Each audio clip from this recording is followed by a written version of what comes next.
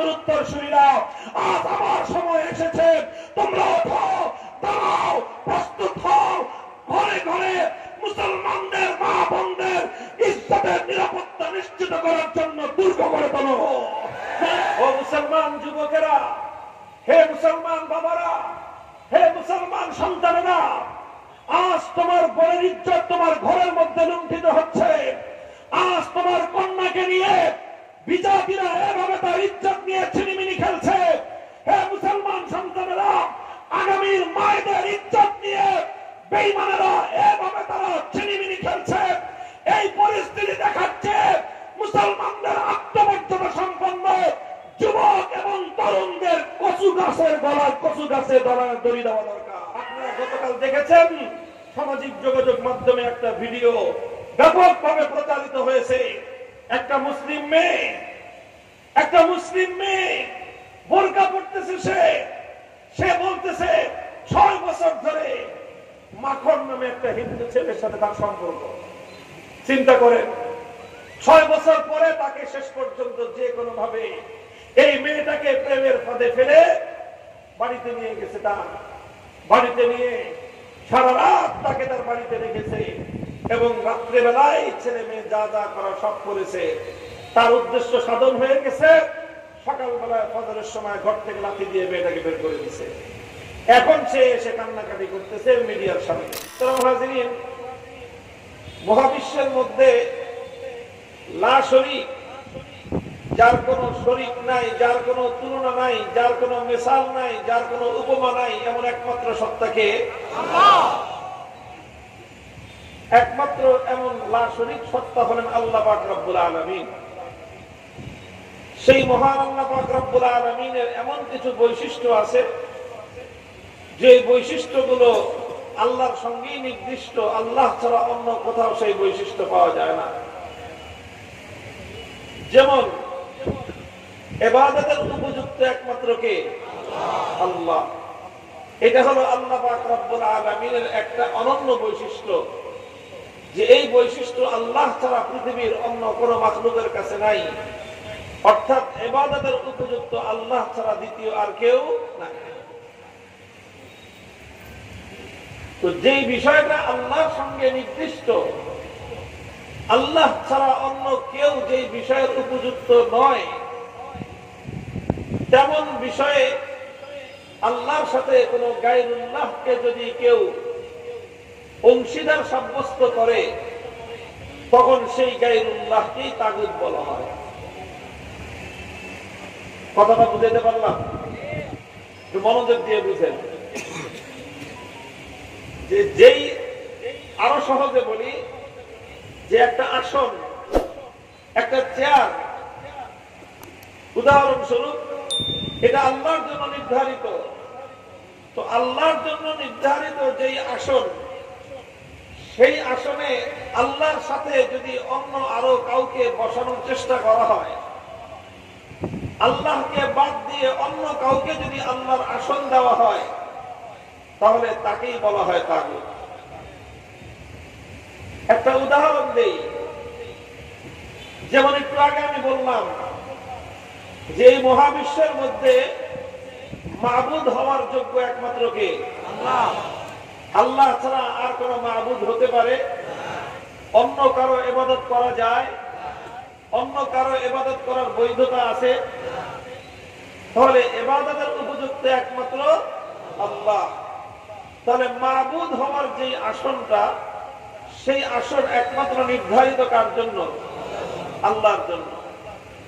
এখন আল্লাহর জন্য নির্ধারিত এই আসনে যদি আল্লাহকে বাদ দিয়ে কোন গায়রুল্লাহকে বসানো হয়, আল্লাহকে বাদ দিয়ে যদি কোন গায়রুল্লাহকে বসানো হয়, তাহলে সেই গায়রুল্লাহকেই বলা হবে তাগুত। যেমন দুনিয়ার কিছু মানুষ ইবাদত করে কিছু দেবদেবতা। সে যুগের মূর্তি পূজারীরা ইবাদত করত লাত, মানাত, উজ্জা, হুবালের। এ যুগের মূর্তি পূজারীরা ইবাদত করে দুর্গা, কালী, সরস্বতী ইত্যাদি এই সকল বিভিন্ন নামের মূর্তি। তাহলে যারা মূর্তির পূজা করে, মূর্তির ইবাদত করে, তাহলে তারা মাবুদের আসনে কাকে বসালো? জোরে বলেন। মূর্তিকে বসালো। মাবুদের আসনে তারা কাকে বসালো? মূর্তিকে বসালো।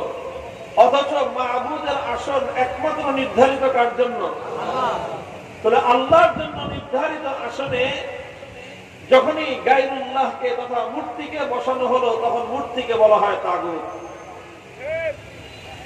আচ্ছা, কেউ মূর্তি বাদ দিয়ে যদি সূর্যের পূজা করে, তাহলে ইবাদতের উপযুক্ত একমাত্র আল্লাহ নাকি সূর্য?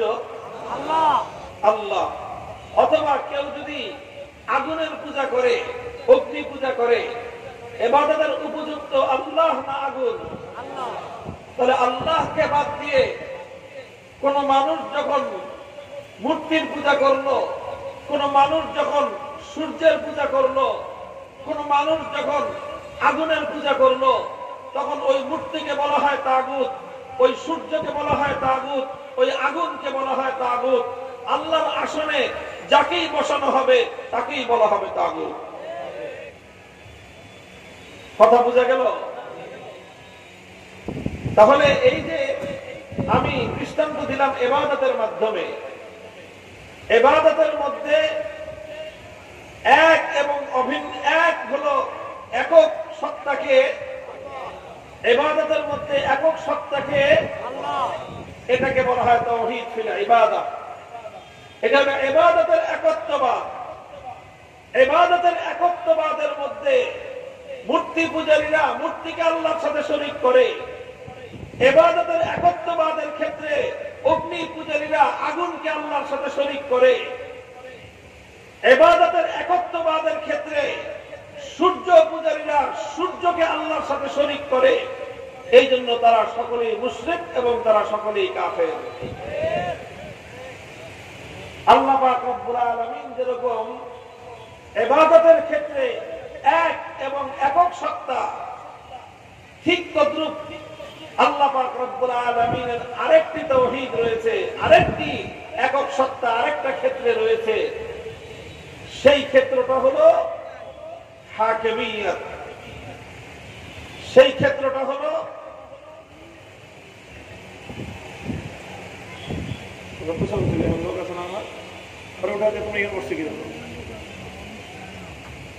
তোমার দিতে বলছে, খোঁজাখুঁজি করতে বলছে।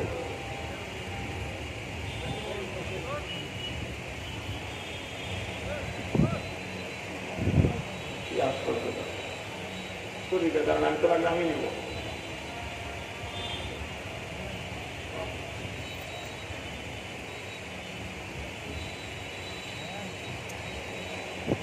কি বলতেছে?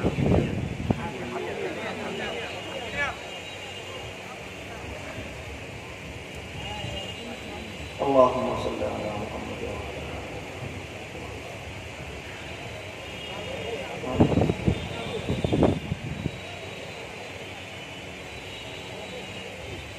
আমি বলতেছিলাম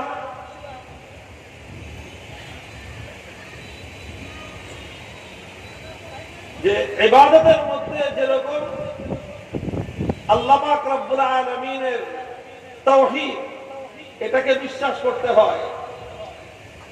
যারা আল্লাহকে বাদ দিয়ে কোন মূর্তির অথবা কোন আগুনের অথবা কোন সূর্যের পূজা করলো, তারা আল্লাহর তাওহীদকে অস্বীকার করে, ইবাদতের তাওহীদকে অস্বীকার করে তারা মুশরিকে পরিণত হলো। ইবাদতের মধ্যে আল্লাহ পাক রব্বুল আলামিন যেরকম এক এবং একক, ঠিক ওই রকম আল্লাহ পাক রব্বুল আলামিনের আরেকটি ক্ষেত্রের তাওহীদ হলো তাওহীদ ফিল হাকিমিয়্যাহ। হাকিমিয়্যাতের অর্থ হলো মহাবিশ্বের মধ্যে যেরকম ইবাদতের উপযুক্ত একমাত্র কে, ঠিক তদ্রূপ মহাবিশ্বের মধ্যে চূড়ান্তভাবে বিধান দেওয়ার অধিকার একমাত্র কার? ইবাদতের উপযুক্ত একমাত্র আল্লাহ, এটাকে বলা হয় তাওহীদ ফিল ইবাদাহ। বিধান দেওয়ার অধিকার একমাত্র আল্লাহর, এটাকে বলা হয় তাওহীদ ফিল হাকিমিয়্যাহ। ইবাদতের মধ্যে যেরকম আল্লাহর সাথে কাউকে শরীক করা যায় না, ঠিক তদ্রূপ বিধান দেওয়ার ক্ষেত্রেও, বিধান মালিক বানানোর ক্ষেত্রেও এক আল্লাহর সঙ্গে কাউকে শরীক করা যায় না।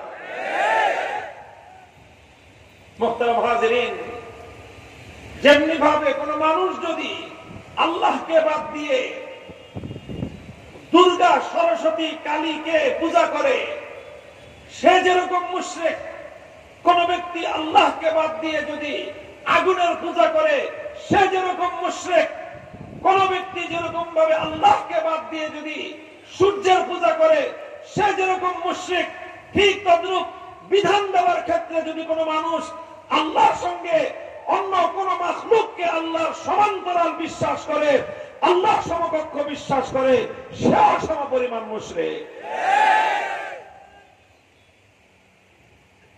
বিধান দেওয়ার ক্ষেত্রে আল্লাহ পাক রব্বুল আলামিনের তাওহীদ, এই তাওহীদকে বলা হয় তাওহীদ ফিল হাকিমিয়া। একজন মুমিন ব্যক্তিকে যেরকম ইবাদতের মধ্যে আল্লাহর তাওহীদকে বিশ্বাস করতে হয়, ঠিক তদ্রূপ একজন মুমিন ব্যক্তিকে ঈমানদার হতে হলে তাকে হাকিমিয়তের ক্ষেত্রে, বিধানের ক্ষেত্রেও আল্লাহর তাওহীদ এবং একত্ববাদকে বিশ্বাস করতে হবে। প্রশ্ন করতে পারেন যে তাহলে কি আল্লাহ ছাড়া আর কেউ বিধান দিতে পারবে না? আল্লাহ ছাড়া অন্য কেউ আইন তৈরি করতে পারবে না? দুনিয়ার কোন মানুষ কি কোন আইন বানাতে পারবে না? দুনিয়ার কোন অথরিটি, দুনিয়ার কোন ফোরাম, দুনিয়ার কোন মজলিস, দুনিয়ার কোন সংসদ, দুনিয়ার কোন পরিষদ, তারা কি কোন আইন তৈরি করতে পারবে না? তাহলে দুনিয়া চলবে কিভাবে? এই প্রশ্ন কেউ করতে পারে না। প্রশ্নটা বোঝা গেল? আপনাকে আমার আলোচনা বুঝতেছেন? প্রশ্নটা বোঝা গেল? এটা স্বাভাবিকভাবে প্রশ্ন কেউ করতে পারে যে ইবাদতের উপযুক্ত যেমন একমাত্র আল্লাহ, বিধান দেওয়ার একমাত্র অধিকার কার? তাহলে ইবাদতের মধ্যে যেরকম তাওহীদ এবং একত্ববাদকে মানতে হয় মুমিন হইতে হলে, ঠিক তদ্রুপ বিধানের ক্ষেত্রেও একত্ববাদ এবং তাওহীদকে মানতে হবে, নচেত ঈমানদার হওয়া যাবে না। এখন প্রশ্ন হচ্ছে, যদি আমি বিধানের ক্ষেত্রে একমাত্র আল্লাহকে বিশ্বাস করি তাহলে দুনিয়া চলবে কিভাবে? তাহলে দুনিয়ার আইন আদালত চলবে কিভাবে? দুনিয়ার কোন পরিষদ, দুনিয়ার কোন সংসদ, দুনিয়ার কোন ফোরাম, তারা কি কোন আইন তৈরি করতে পারবে না? এটা হলো প্রশ্ন। এবার শুনুন, আমি সেই প্রশ্নের জবাব দিই কোরআন হাদিসের আলোকে। কোরআন হাদিসের আলোকে প্রশ্নের জবাব হলো যে হ্যাঁ, দুনিয়ার মানুষ আইন তৈরি করতে পারবে, বিভিন্ন অথরিটি, বিভিন্ন কর্তৃপক্ষ আইন তৈরি করতে পারবে।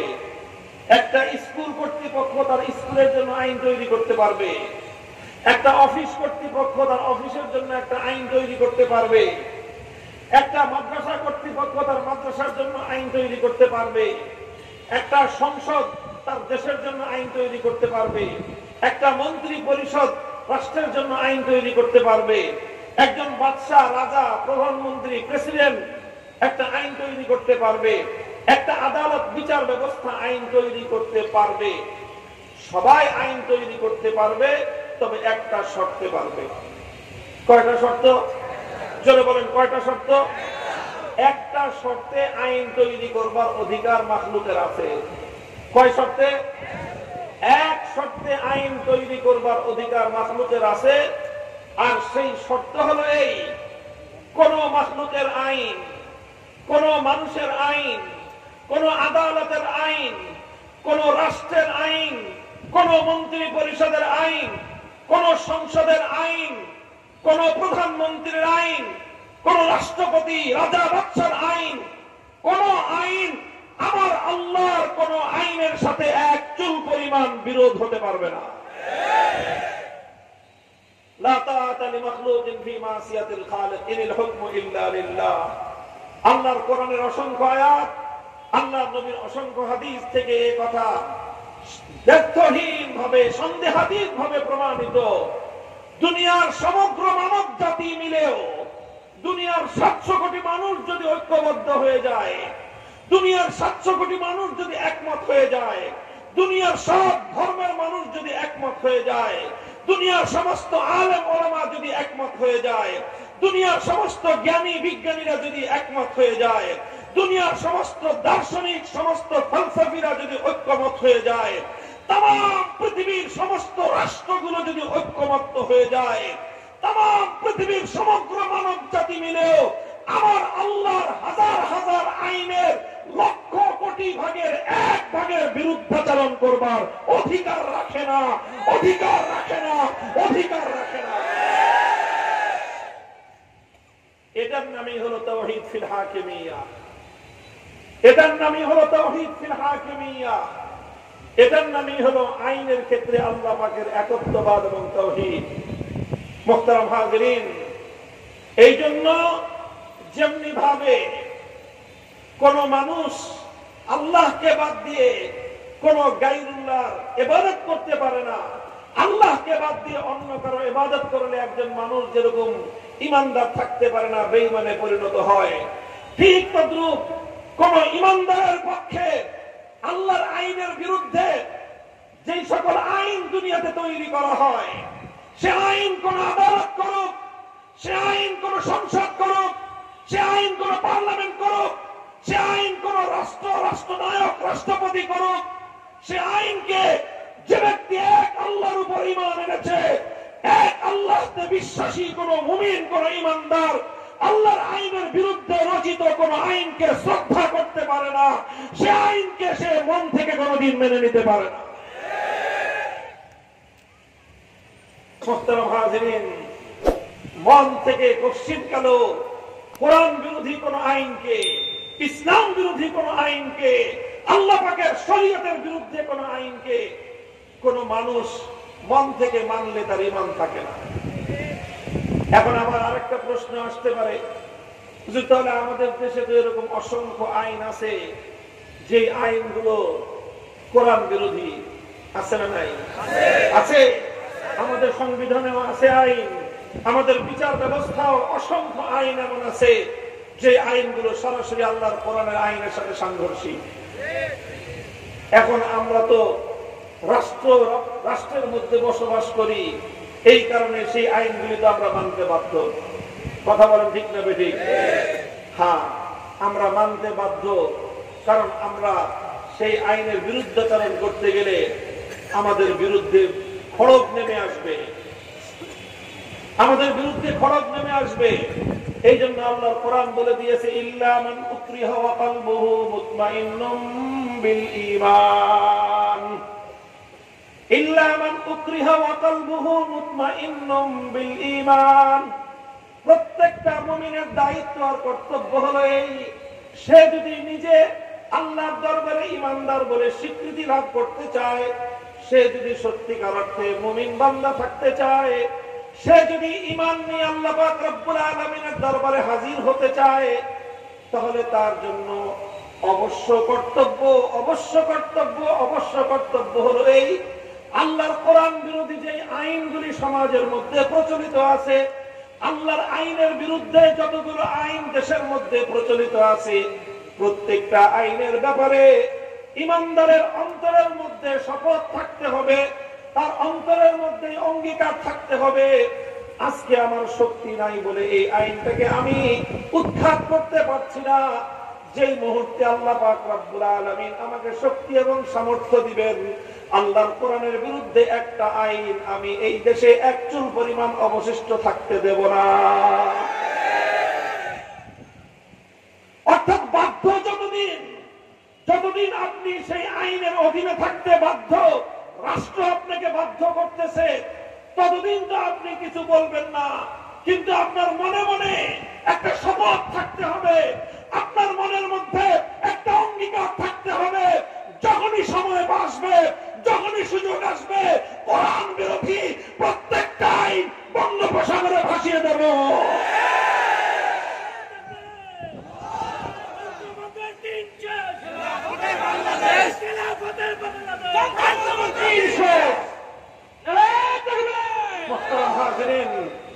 আমি আরেকটা কথা আপনাদেরকে দৃষ্টি আকর্ষণ করে বলি যে দেখেন, ঈমান অত্যন্ত গুরুত্বপূর্ণ একটা বিষয়।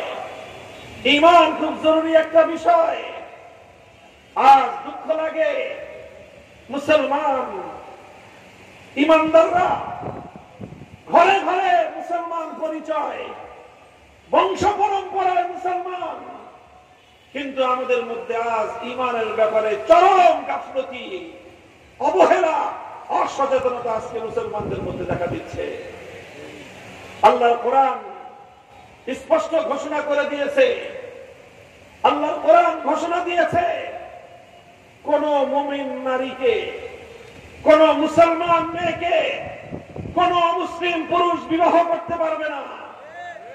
কোন মুসলিম নারীর জন্য কোন মুসলিম পুরুষের সঙ্গে বিবাহ বন্ধন আল্লাহর কোরআনের সুস্পষ্ট ঘোষণা অনুযায়ী হারাম। আইন কার? চিৎকার করবেন, এই আইন কার? মুসলিম নারী কোন হিন্দু পুরুষের সাথে বিবাহ হতে পারে না। কোন মুসলিম নারী খ্রিস্টান পুরুষের সাথে বিবাহ হতে পারে না। কোন মুসলিম নারী বৌদ্ধ পুরুষের সাথে বিবাহ হতে পারে না। কোন মুসলিম নারী ইহুদি পুরুষের সাথে বিবাহ হতে পারে না। বলবেন হুজুর যে অনেকে যে করে, যারা এটাকে করে এবং এটাকে বিবাহের নাম দেয়, যারা মুসলিম নারীর সাথে অমুসলিম পুরুষকে একত্রিত করে দিয়ে এটাকে আবার বিবাহের নাম দেয়, তারা ডবল অপরাধ করে। এখন অপরাধ করেছে, হারাম কাজ করেছে, আবার এটাকে পবিত্র বিবাহের শব্দ দিয়ে বিবাহের বিধানকে তারা কলঙ্কিত করার চেষ্টা করে। কথা বলতে বলতে কতদূর পর্যন্ত চলে যেতে হয়। এই সকল বিষয়গুলো আজ মুসলিম সমাজের মধ্যে ধীরে ধীরে মুসলিম সমাজকে ঈমান থেকে আস্তে আস্তে বিচ্যুত করার পায়তারা চালানো হচ্ছে। আমাদের বাংলাদেশের, আপনাদের এই দক্ষিণবঙ্গের গোটা বাংলাদেশেরই অবিসংবাদিত একজন নেতা, তার একজন নাতিন আছে, নাতিন, দুইটা মেয়ে রেখে তিনি মারা গেছেন। তার বড় ঘরের একটা ছেলে, আর বড় মেয়ের ঘরে একটা ছেলে আর একটা মেয়ে আছে। ওই ছেলেটা বিয়ে করছিল একটা খ্রিস্টান মেয়েকে। তারপরে তিনি ব্যাখ্যা দিলেন যে মুসলিম পুরুষের জন্য আহলে কিতাব বিবাহ করার একটা বিধান আছে। ঘুরায় পেঁচায় তিনি তার পুত্র বধূকে আহলে কিতাব সাব্যস্ত করলেন। আচ্ছা ঠিক আছে, ধরে নিলাম। ওটা নিয়ে অনেক লম্বা বিতর্ক আছে, এই আলোচনায় আমি যাচ্ছি না। কিন্তু ওনার ভাগ্নি, সেই নেতার ছোট মেয়ে, ওই মেয়ের একটা মেয়ে আছে, সে একটা বিদেশি একটা রাষ্ট্রের এমপি।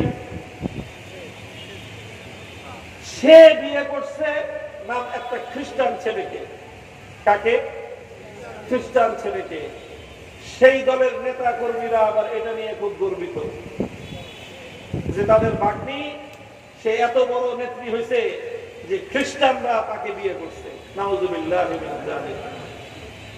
মুহতারাম হাজিরিন, নাম নিলাম না, আপনারা যার যার সাথে এই চরিত্র মিলে যায় তাদের সবাইকে এই কথা বলে দিবেন পরিষ্কার।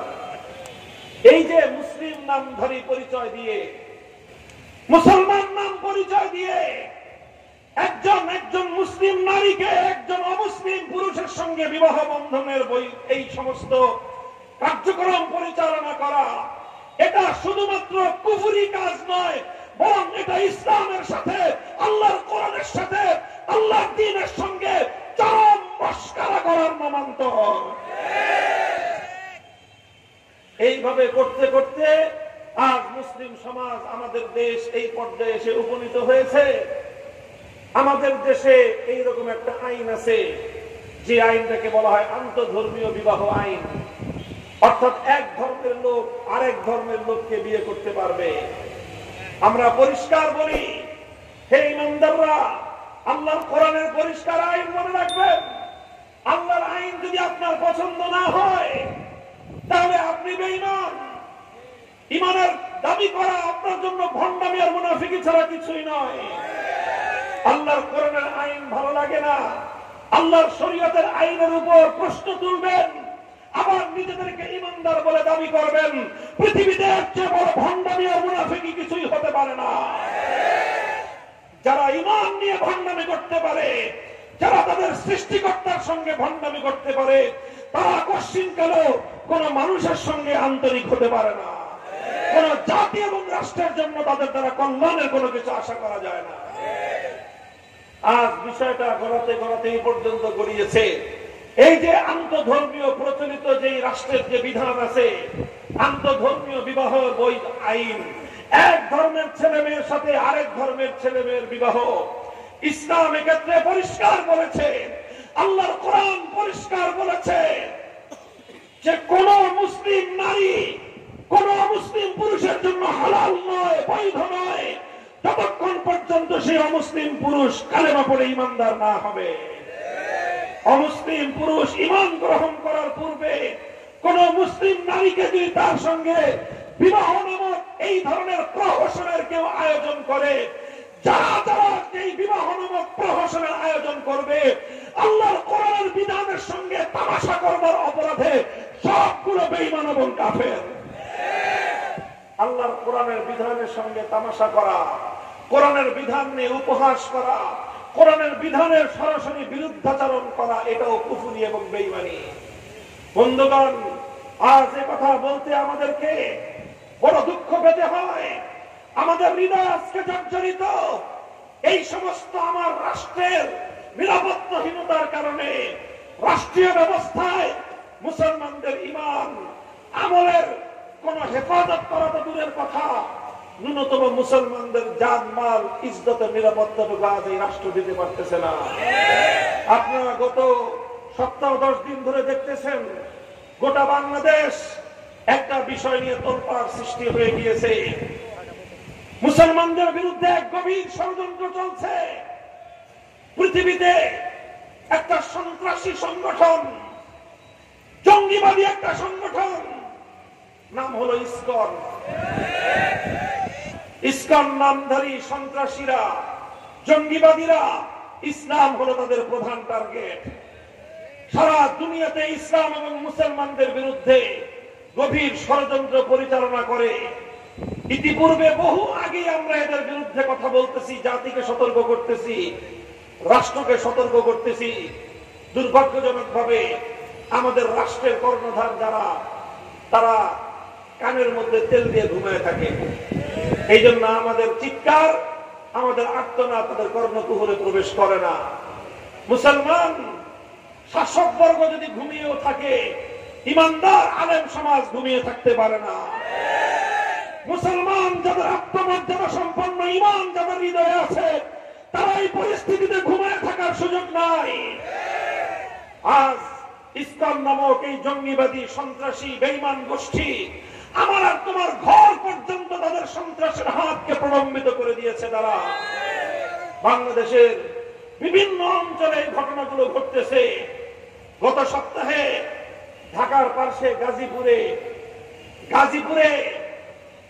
13 বছরের একটা মুসলিম কিশোরী, 13 বছর বলে, কিন্তু সামাজিক যোগাযোগ মাধ্যমে তার যে ভিডিও চিত্র প্রদর্শিত হয়েছে, এটা আমার মনে হয় না যে 13 বছর, বরং বয়স আরো কম হবে। এরকম অল্প বয়স্কা একটা ছোট্ট কিশোরী মেয়ে এলাকায় কাছাকাছি থাকে, এক হিন্দু যুবক তাকে যে কোনো ভাবে তার সাথে পয় পরিচয় ঘটিয়ে তারপর তাকে যে কোনো অজুহাতে ডেকে নিয়ে তারপর তার সাথে আরো 3-4 জন তার একটা গ্যাং সাঙ্গপাঙ্গ জোট বেঁধে ছোট্ট মেয়েটাকে অপহরণ করে নিয়ে গেছে। নিয়ে গিয়ে একটা বাসার মধ্যে 3 দিন পর্যন্ত আটকে রেখেছে। আটকে রেখে 3 দিন পর্যন্ত সেই হিন্দু যুবক উপর্যপুরী ছোট্ট এই বালিকা কিশোরী মেয়েটাকে ধর্ষণ করেছে দিনের পর দিন, রাতের পর রাত। এই ঘটনা প্রকাশ হওয়ার পর যে বিবরণ এসেছে, সেই বিবরণ দ্বারা বোঝা যায় যে শুধুমাত্র তাকে ধোঁকা দেওয়া হয়েছে তাই নয়, যে কোনো ভাবে তাকে তারা নিজেদের বশীভূত করার জন্য কোন কুফরি কালামও করে থাকতে পারে বলে আমার সন্দেহ। এইভাবে ষড়যন্ত্রের মাধ্যমে ঘটনাগুলো ঘটতেছে। বাংলাদেশের আগে উত্তরবঙ্গের নওগাঁ জেলায় ঘটনা ঘটেছে, বিভিন্ন জেলায় জেলায় আজ এই ধরনের ঘটনাগুলো ঘটতেছে। এরপরে গত 3-4 দিন আগে দেখলাম প্রচার মাধ্যমে এইরকম এক ষড়যন্ত্রকারীকে কিছু মুসলমান যুবক তাকে পাকড়াও করেছে। পাকড়াও করে তাকে জিজ্ঞাসাবাদ করতেছে। সে জিজ্ঞাসাবাদে যে তথ্য দিয়েছে সেই তথ্য শুনলে যে কোনো মুসলমানের লোম দাঁড়িয়ে যাওয়ার কথা। সে তথ্য দিচ্ছে যে তাকে একটা সংগঠনের পক্ষ থেকে তাদেরকে 30,000 টাকা করে দেওয়া হয়। 30,000 টাকা। কাজটা কি? কাজ হলো যে কোনো একটা মুসলিম মেয়ের সাথে, মুসলমানদের কোন তরুণী অথবা কোন কিশোরীর সাথে হাত জমাইতে হবে, সম্পর্ক করতে হবে। এরপরে সম্পর্ক করে যে কোনো ভাবে মুসলিম কিশোরী এবং তরুণীদের সাথে দৈহিক সম্পর্ক তৈরি করতে হবে। দৈহিক সম্পর্ক তৈরি করার মাধ্যমে মুসলিম তরুণীদের গর্ভে হিন্দু যুবকদের বীর্য তার মধ্যে প্রবেশ করিয়ে মুসলমানদের গর্ভে হিন্দুদের সন্তান জন্ম দেওয়ার এক ভয়াবহ প্রকল্প এবং ষড়যন্ত্র নিয়ে তারা মাঠে নেমেছে। যেই সমাজে যুবকদের 30,000 টাকা পাবে একটা ঘটনা ঘটাইতে পারলেই এরপরে তারা শত শত হাজার হাজার যুবক মাঠে নেমে পড়েছে এই প্রকল্প বাস্তবায়নে। যে তারা এখন মুসলিম মেয়েদেরকে, মুসলমানদের তরুণীদেরকে, মুসলমানদের কিশোরীদেরকে কখনো নিজের পরিচয় গোপন করে, কখনো নিজের পরিচয় প্রকাশ করে তাদের সঙ্গে এই ধরনের সম্পর্ক তৈরি করে তারপরে তারা এই বিপজ্জনক, নৃশংস, এই লজ্জাস্কর এবং এই ঘৃণ্য, এই নির্লজ্জ কার্যক্রম দ্বারা পরিচালনা করতেছে। বাংলাদেশে এখন ব্যাপক হারে এই ঘটনাগুলো ঘটতেছে। মুহতারাম হাজিরিন, ও মুসলমান যুবকেরা, হে মুসলমান বাবারা, হে মুসলমান সন্তানেরা, আজ তোমার বোনের ইজ্জত তোমার ঘরের মধ্যে লুণ্ঠিত হচ্ছে। আজ তোমার কন্যাকে নিয়ে বিজাতিরা এভাবে তার ইজ্জত নিয়ে ছিনিমিনি খেলছে। হে মুসলমান সন্তানেরা, আগামীর মায়েদের ইজ্জত নিয়ে বেঈমানেরা এভাবে তারা ছিনিমিনি খেলছে। এই পরিস্থিতি দেখাচ্ছে মুসলমানদের আত্মমর্যাদা সম্পন্ন যুবক এবং তরুণদের কচু গাছের গলায় কচু গাছের গলায় দড়ি দেওয়া দরকার।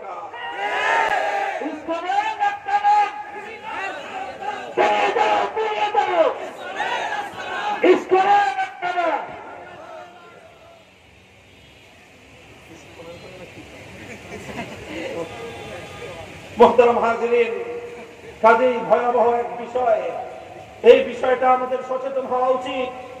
আমি বলতেছি, সবাইকে সতর্ক করতেছি, প্রত্যেকটি এলাকায় এলাকায়, পাড়ায় পাড়ায় আমরা রাষ্ট্র ব্যবস্থার উপর আস্থা রেখে ঘরে বসে থাকবো, পুলিশের উপর আস্থা রেখে ঘরে বসে থাকবো, সেই উপায় নাই।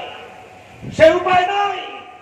গাজীপুরের ঘটনাকে কেন্দ্র করে বাংলাদেশের আইন শৃঙ্খলা রক্ষাকারী বাহিনী, পুলিশের সদর দপ্তর থেকে যেই নাটক মঞ্চস্থ করা হয়েছে, এটা বাংলাদেশের 18 কোটি মুসলমানের হৃদয়ে আঘাত করেছে। আমরা মর্মাহত হয়েছি। পুলিশ সদর দপ্তর থেকে এমন ব্রিফ করা হয়েছে, এমন বক্তব্য দেওয়া হয়েছে যে বক্তব্যের মাধ্যমে মুসলিম কিশোরী মেয়ের উপর দায় চাপিয়ে একটা হিন্দু যুবকের অপরাধকে আড়াল করবার চেষ্টা করা হয়েছে। আর শুধুমাত্র ধর্মীয় সম্প্রীতির জিগির তুলে আজ মুসলমানদের ঘরগুলোতে মুসলমানদের মেয়েদের ইজ্জত হরণ করবার মহোৎসব শুরু করা হয়েছে। এই জন্য পুলিশের উপর আর এই সকল বিষয়ে আস্থা রাখার কোন সুযোগ নাই। আইন শৃঙ্খলা রক্ষাকারী বাহিনীকে আমরা বলি, তোমরা সোচ্চার হও, সজাগ হও। ঘরে ঘরে মুসলিম অভিভাবকেরা আপনারা সতর্ক হন, সজাগ হন। নিজেদের মেয়েদের নিরাপত্তার ব্যবস্থা নিশ্চিত করুন। নিজেদের বোনদের নিরাপত্তার ব্যবস্থা সম্পর্কে আপনারা নিশ্চিত হন। আপনার বোন, আমার কন্যা, তারা আজ ইমানের পরিচয় জান না থাকার কারণে, ইমানের প্রতি তাদের শ্রদ্ধাবোধ, ইমানের প্রতি তাদের আন্তরিকতা এই পর্যায়ে পৌঁছে গিয়েছে। আপনারা গতকাল দেখেছেন সামাজিক যোগাযোগ মাধ্যমে একটা ভিডিও ব্যাপকভাবে প্রচারিত হয়েছে। একটা মুসলিম মেয়ে বোরকা পড়তেছে, সে বলতেছে 6 বছর ধরে মাখন নামে একটা হিন্দু ছেলের সাথে তার সম্পর্ক। চিন্তা করেন, 6 বছর পরে তাকে শেষ পর্যন্ত যে কোনো ভাবে এই মেয়েটাকে প্রেমের ফাঁদে ফেলে বাড়িতে নিয়ে গেছে। তার বাড়িতে নিয়ে সারা রাত তাকে তার বাড়িতে রেখেছে। এবং রাত্রেবেলায় ছেলে মেয়ে যা যা করা সব করেছে, তার উদ্দেশ্য সাধন হয়ে গেছে। সকালবেলায় ফজরের সময় ঘর থেকে লাঠি দিয়ে মেয়েটাকে বের করে দিছে। এখন সে এসে কান্নাকাটি করতেছে মিডিয়ার সামনে। মুহতারাম হাজিরিন, দুঃখ লাগে মুসলমানদের জন্য, দুঃখ লাগে ইমানদারদের জন্য, দুঃখ লাগে ওই সমস্ত মুসলিম অভিভাবকদের জন্য, বাবা মায়েদের জন্য। সন্তানের জীবনের সবকিছু চিন্তা করলেন, সন্তানের উচ্চ শিক্ষা চিন্তা করলেন, সন্তানের ভবিষ্যৎ অর্থনৈতিক নিরাপত্তার কথা চিন্তা করলেন, সন্তানের আগামী দিনের প্রফেশনের কথা চিন্তা করলেন, সন্তানের ক্যারিয়ারের কথা চিন্তা করলেন, কিন্তু আপনি আপনার সন্তানের ঈমানটুকু রক্ষার চিন্তা করলেন না। এর চেয়ে মুসলমানদের জন্য লজ্জাজনক আর কি হতে পারে? মুহতারাম হাজিরিন, এই জন্য কথা লম্বা নয়। আজ মুসলমানদেরকে আমরা কথা বলছি, একদিকে ঘরে ঘরে মুসলিমদেরকে সতর্ক করেন, মুসলমান নারীদেরকে নিয়ে ভয়াবহ এক ষড়যন্ত্র চলছে। এরপরে আসতেছে আরেকটা ষড়যন্ত্র। সেই ষড়যন্ত্র ইতিমধ্যে বাংলাদেশে দাঁত এবং নখ গেড়ে বসতে শুরু করেছে। সেটাও কিছুদিন পরে দাবি উঠবে, আওয়াজ উঠানোর জন্য তারা চেষ্টা করতেছে। সেই আওয়াজ হলো সমকামী বিবাহের বৈধতা। এই বাংলাদেশে আজ ডক্টর ইউনূস সাহেবের সরকারকে আমরা এত সমর্থন দিলাম, এত সহযোগিতা দিলাম, তাই প্রকারান্তরে বিভিন্ন শব্দের মারপ্যাচের ছদ্মবরণে আমাদের ইমানের পিঠে ছুরিকাঘাত করতেছেন। নানাভাবে তারা বাংলাদেশের সমকামিতার এই অপরাধকে, এই পাপ, ট্রান্সজেন্ডারের নামে মুসলমানদের এই সমাজে সমকামিতার মতো ভয়াবহ এই অপরাধকে রাষ্ট্রীয় প্রোটেকশনের মাধ্যমে বৈধতা দেওয়ার চেষ্টা করা হচ্ছে। ভারতে ইতিমধ্যে সমকামিতার বিবাহ, সমকামী বিবাহকে আইন করে বৈধতা দেওয়া হয়েছে। অর্থাৎ ভারত রাষ্ট্রে বিবাহের জন্য পুরুষ আর নারীর প্রয়োজন নাই। দুইজন পুরুষ একে অপরকে বিবাহ করতে পারে ভারতে। দুইজন মহিলা একজন আরেকজনের সাথে বিবাহ বন্ধন করতে পারে। এগুলো ভারতে ইতিমধ্যে আইন তৈরি হয়ে গেছে। এখন ভারত থেকে বাংলাদেশে অনেক কিছু রপ্তানি করা হয়েছে। ভারত থেকে সর্বশেষ রপ্তানি করা এই দুইটা মাল, এক নম্বর মুসলিম নারীদের গর্ভে হিন্দুদের সন্তান জন্ম দেওয়ার প্রজেক্ট, দুই নম্বর হলো ভারত থেকে বাংলাদেশের অভ্যন্তরে সমকামিতার বিবাহকে বৈধতা দেওয়ার মতো নতুন প্রজেক্ট। এই দুই প্রজেক্ট নিয়ে এখন আমাদের সীমান্তের অপর প্রান্তের বন্ধুরা আমাদের দেশের মধ্যে আধিপত্য এবং আমাদের দেশের মধ্যে সাম্রাজ্য বিস্তার করার ভয়াবহ ষড়যন্ত্র নিয়ে অগ্রসর হচ্ছে। এখন আপনারা কি করবেন চিন্তা ভাবনা করে দেখেন। আমরা হুজুররা রাজনীতির কথা বললে তো আপনাদের অনেকের কাছে ভালো লাগে না। আপনারা মনে করেন হুজুররা রাষ্ট্র চালাবে কেমনে? আপনাদের কাছে ওই সমস্তই ভালো লাগে, জাতির কাছে তারাই ভালো লাগে যারা দেশকে, দেশের সম্পদকে, দেশের জনগণকে আরেক জাতির কাছে, ভিন্ন দেশের কাছে ইজারা দিয়ে নিজের ক্ষমতার আখের গোছায়। আমরা এখনো বলি, ও মুসলমান, এখনো সময় আছে, এখনো সজাগ হও। আল্লাহর কসম খেয়ে বলি, তোমার রাষ্ট্র, তোমার জাতি যদি কোন সম্প্রদায়ের কাছে নিরাপদ থাকে, সেই সম্প্রদায় আলেম সম্প্রদায়, সেই সম্প্রদায় ইসলামী সম্প্রদায়।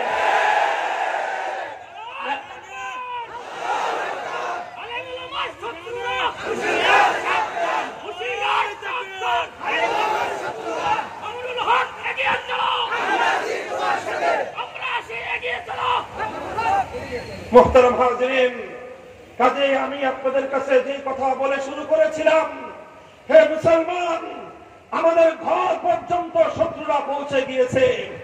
এখন আমাদের ছেলেদেরকে নয়, শুধু আমাদের মেয়েদেরকে টার্গেট করেছে তারা। ও মুসলমান, এক সময় তো মুসলমানরা এমন ছিল, এক বোনের ইজ্জতের প্রতিশোধ গ্রহণ করবার জন্য সেই আরব থেকে মুহাম্মদ বিন কাসেম 5000 মাইল সফর করে হিন্দুস্তানে এসে রাজা দাহিরের অন্ধকার প্রকোষ্ঠের উপর হামলা চালিয়ে রাজা দাহিরের ক্ষমতার পতন ঘটিয়ে নিজের বোনের ইজ্জত রক্ষা করেছিল। আজ তোমার ঘরে তোমার বোনের ইজ্জত নিয়ে শয়তানেরা বেঈমানের বাচ্চারা ছিনিমিনি খেলতেছে, আর তুমি এখন নাকে তেল দিয়ে ঘুমাচ্ছ। আসো, আল্লাহর নবী মুহাম্মদ আরবি সাল্লাল্লাহু আলাইহি ওয়াসাল্লাম সোনার মদিনায় সর্বপ্রথম ইহুদিবাদের বিরুদ্ধে যে পদক্ষেপ নিয়েছিলেন, ইতিহাস প্রমাণ, মদিনাতে 3টা ইহুদি সম্প্রদায় থাকতো, বনু কুরাইজা, বনু নজির আর বনু কাইনুকা। সর্বপ্রথম মুসলমানদের সংঘাত হয়েছিল বনু কাইনুকা এর সাথে। ঘটনা কি ছিল? ঘটনা সামান্য এতটুকু ছিল, মদিনার বাজার তখনও পর্দার বিধান নাজিল হয় নাই। মুসলিম মেয়েরা ব্যাপকভাবে বাজার সদাই করত। একজন মুসলিম নারী বাজারে গেছে পণ্য খরিদ করতে, সদাই কিনতে। এই মেয়েটা একটা দোকানে বসে পণ্য দেখতেছিল, খেজুর হবে অথবা গম টম কিছু একটা হবে, পণ্য দেখতেছিল। পেছন থেকে এক দুরাচার ইহুদি এসে সেই মুসলিম মহিলার পরনে কাপড় যেটা ছিল, নিম্নাঙ্গের কাপড় যেটা ছায়া বলি আমরা অথবা পেটিকোট বলি, সেই কাপড়টাকে, তার উপরের যে কাপড় থাকে যেটা কামিজ জামা যেটাকে বলি, নিচের কাপড়টাকে একটা কাঁটা দিয়ে উপরের কাপড়ের সাথে আটকে ফেলছে। পিছন থেকে মহিলা এটা খেয়াল করে নাই। আপনার পিছনে আপনার নিচের কাপড়টাকে যদি আরেকটা উপরের কাপড়ের সাথে কেউ আটকে দেয়, এটা তো আপনার খবর হওয়ার কথা না। কথা ঠিক কিনা? এই ঘটনা সেই ইহুদি ঘটাইছে। মহিলা যখন সদাই পাতি কিনে দাঁড়াইছে, দাঁড়ানোর সাথে সাথে তার পিঠের মধ্যে আটকে দেওয়া তার নিচের কাপড়টা, তার ছায়া অথবা তার পেটিকোটটা উপরে উঠে গেছে। হঠাৎ করে এই মহিলা পুরা বাজারের মধ্যে শত শত মানুষের সামনে তার সতর খুলে গেছে, তার পিছনের কাপড় উপরে উঠে গেছে। মহিলা এই অবস্থা দেখে সে লজ্জায় আত্মচিৎকার করে উঠেছে। সে যখন আত্মচিৎকার করে রাস্তার মধ্যে পড়ে গেছে, ইহুদিরা অট্ট হাসিতে ফেটে পড়ছে যে এই মহিলাকে অপমান করতে পেরেছে, লাঞ্ছিত করতে পেরেছে। এটা দেখে ইহুদিরা উল্লাসে ফেটে পড়ল। এই দৃশ্য দেখে মুসলমানদের এক যুবক এই দৃশ্য পুরোটা দেখেছে, সহ্য করতে পারে নাই যে এক মুসলিম যুবকের সামনে তার এক বোনের ইজ্জত নিয়ে এভাবে ছিনিমিনি খেলা হবে, তার একটা বোনকে এভাবে অপমান লাঞ্ছিত করা হবে, শত শত মানুষের সামনে এক মুসলিম নারীর সদর খুলে ফেলা হবে। একজন মুসলমান যুবক এই দৃশ্য দেখে নীরব থাকতে পারে না। কোষবদ্ধ তরবারি কোষ থেকে উন্মুক্ত করে সরাসরি সেই দুরাচার ইহুদির কল্লার উপর আঘাত করে দ্বিখণ্ডিত করে তাকে হত্যা করে ফেলেছে। একেবারে সরাসরি তার শাস্তি কার্যকর করে ফেলছে। এই ঘটনায় ইহুদিরা আবার পাল্টা হামলা চালিয়ে সেই মুসলিম যুবককে তারা হত্যা করে ফেলল। স্পটে 2টো হত্যাকাণ্ড ঘটিত হয়ে গেল। একজন ইহুদি মুসলমানের হাতে মারা পড়ল, আর সেই মুসলমান যে তার বোনের ইজ্জতের নিশ্চিত নিরাপত্তা করার জন্য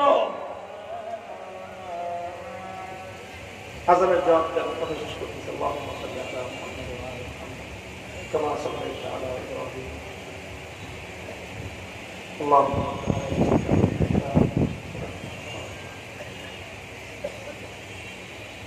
আল্লাহুম্মা ঘটনা দুটো ঘটে গেল, 2টা হত্যাকাণ্ড।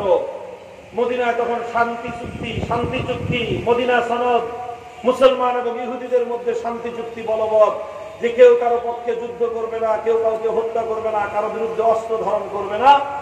এই চুক্তি বলবৎ থাকা অবস্থায় ঘটনা ঘটে গেল। বিচার গেল আল্লাহ নবী মুহাম্মদ সাল্লাল্লাহু আলাইহি ওয়াসাল্লামের কাছে। নবীজি পূর্ণ ঘটনার বিবরণ শুনে বললেন যে প্রথমে ইহুদিরা আমাদের সাথে কৃত চুক্তি ভঙ্গ করেছে, আমাদের এক বোনের ইজ্জত নিয়ে ছিনিমিনি খেলেছে, আমাদের একজন নারীর ইজ্জতের উপর তারা দস্তদারাজি করেছে, হস্তক্ষেপ করেছে। সুতরাং আর মুসলমান যেটা করেছে সেটা কোনো অন্যায় নয়। কোন মুসলিম পুরুষের সামনে, কোন মুসলমান যুবকের সামনে কোন মুসলিম তরুণীর লাঞ্ছনা হবে, এটা কোন মুসলমান দেখে নীরব থাকতে পারে না। কাজে আল্লাহ নবী ফয়সালা দিলেন সম্পূর্ণরূপে এই ক্ষেত্রে ইহুদিরা দায়ী। আল্লাহ নবী ঘোষণা করলেন যে ইহুদিরা আমাদের বিরুদ্ধে এই ধরনের কার্যকলাপ পরিচালনা করেছে, যারা যারা বাজারে মুসলমানদের সঙ্গে এই ঘটনা নিয়ে সংঘাতে জড়িত হয়েছে, যদি বনু কাইনুকা তাদেরকে দৃষ্টান্তমূলক শাস্তির ব্যবস্থা করতে না পারে, তাহলে আমরা বনু কাইনুকার বিরুদ্ধে আমরা অভিযান পরিচালনা করব।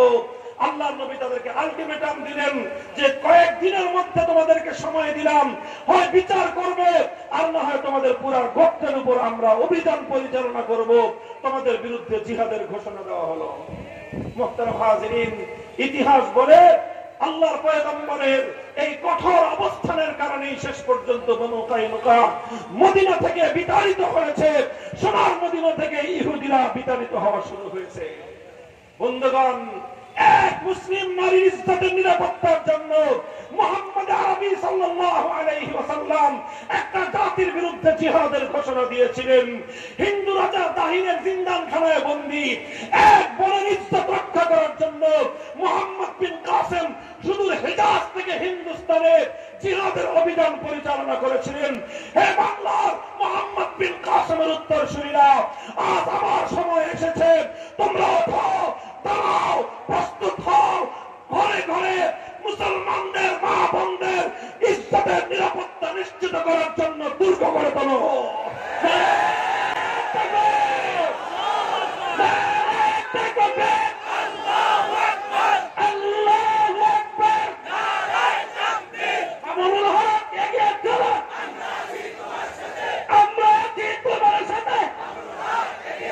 ইনশাআল্লাহ ইনশাআল্লাহ আজ মোল্লারা কি করতে পারে, ওলামায়ে কেরাম রাষ্ট্র ব্যবস্থা কত সুচারুরূপে পরিচালনা করতে পারে সারা দুনিয়া তার দৃষ্টান্ত দেখতেছে। ইমারতে ইসলামিয়া আফগানিস্তানে 40 বছর ধরে যুদ্ধ বিধ্বস্ত একটা দেশ, সেই দেশটাকে 4 বছরের মধ্যে এই কওমি মাদ্রাসার মোল্লারা পৃথিবীর অন্যতম একটা আদর্শ রাষ্ট্রে পরিণত করেছে। সেই রাষ্ট্রে এখন নিরাপত্তার কোন সংকট নাই। শত শত মাইল, হাজার হাজার মাইল পাহাড় জঙ্গলের মধ্য দিয়ে রাতের অন্ধকারে একজন যাত্রী সম্পদ নিয়ে ভ্রমণ করবে। রাস্তাঘাটে ডাকাত সন্ত্রাসীর আক্রমণের কোনো ভয় নাই, কারণ সেই জমিনে মোল্লারা আল্লাহর কোরআনের বিচার ব্যবস্থা কায়েম করেছে। সেই মোল্লারা 4 বছরের মধ্যে তাদের দেশের অর্থনীতি এত উন্নত করেছে। 4 বছর আগে তাদের দেশের মুদ্রার মান ছিল $1 130, 4 বছরের ব্যবধানে এখন $1 65, অর্থাৎ দ্বিগুণ উন্নয়ন করেছে তারা অর্থনীতির ক্ষেত্রে। আমাদের বাংলাদেশের উন্নয়নের রোল মডেলাররা বাংলাদেশ থেকে পয়সা চুরি করে বেগমপাড়া করেছে। আমার বাংলাদেশের মুদ্রার মান প্রত্যেক বছর শুধু কমতে আজ 125 টাকার উপরে হলো $1 মূল্য।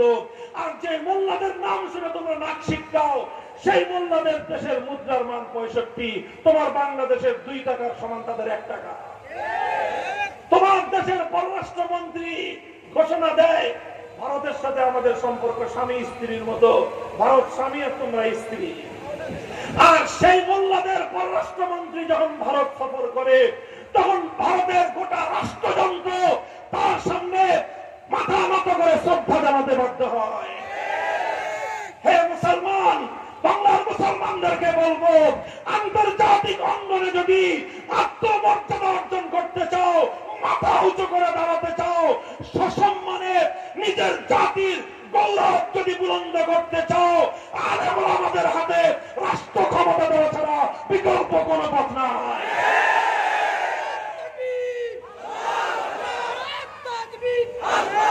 ভাই, অনেক রকম বাংলাদেশ আপনারা দেখেছেন, কথা বলেন ঠিক না বেঠি? 55 বছরে হুজুরদেরকে দেন নাই, মোল্লাদেরকে রাষ্ট্র ক্ষমতা পরিচালনার দায়িত্ব আপনারা দেন নাই। একবার এক নেতা সোনার বাংলাদেশ গড়েছে, বাংলাদেশের মানুষ না খেয়ে দুর্ভিক্ষে মরেছে। এরপরে আরেক নেতা নতুন বাংলাদেশ গড়েছে, সেই নতুন বাংলাদেশের মানুষ নিরাপত্তা পায় নাই। আরেক নেতা সবুজ বাংলাদেশ গড়েছে, বাংলার মানুষ প্রকৃত সবুজ বাংলা উপহার পায় নাই।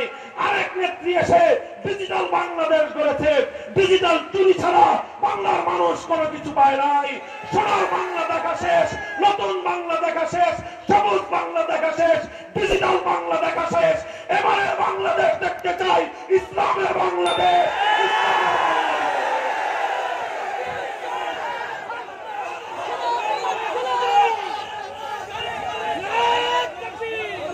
এই প্রস্তুত আছেন তো ইনশাল্লাহ? আপনারা প্রস্তুত হন ইনশাল্লাহ, আমরা প্রস্তুতি নিচ্ছি। এই দেশ আমাদের পূর্বপুরুষদের অশ্রু ঘাম আর রক্ত দিয়ে কেনা দেশ। এই দেশকে আর এভাবে আমরা ইজারা দেওয়ার জন্য নয়। এই দেশ পূর্বপুরুষদের ইচ্ছা এবং অভিপ্রায় অনুযায়ী আল্লাহর কোরআনের শাসন দ্বারা জাতি ধর্ম বর্ণ নির্বিশেষে প্রতিটি মানুষের অধিকার, জানমালের নিরাপত্তা, ইজ্জতের নিরাপত্তা, ধর্মীয় সম্প্রীতির নিরাপত্তা দেওয়ার নিশ্চয়তা আমরা প্রদান করছি। আল্লাহ পাক রব্বুল আলামিন আমাদেরকে কবুল করুন, তৌফিক দান করুন। ওয়া আখিরু দাওয়ানা আলহামদুলিল্লাহি রাব্বিল আলামিন। আসসালামু আলাইকুম ওয়া রাহমাতুল্লাহ।